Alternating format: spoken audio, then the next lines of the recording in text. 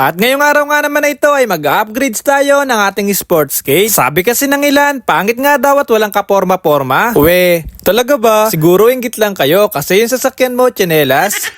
Pininturahan nga pala namin ito para magkaporma naman. Sa mga nagtatanong po kung ilan daw ang kayang ikarga nito, 3 tao po ang kasya dito at kayang isakay. Kasya naman po ang 10, kaya nga lang magdala na lang kayo ng kanya-kanyang lubid. Malakas naman ang ating makina kaya kayang-kaya kayong hilahin.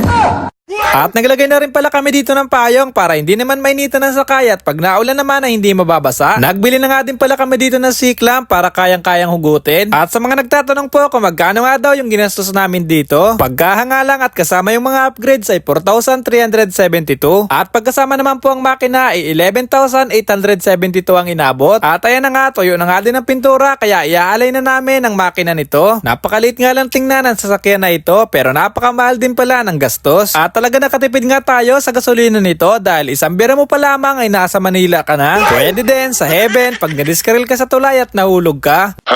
Joke lamang po. Tara na at mag-test drive na tayo.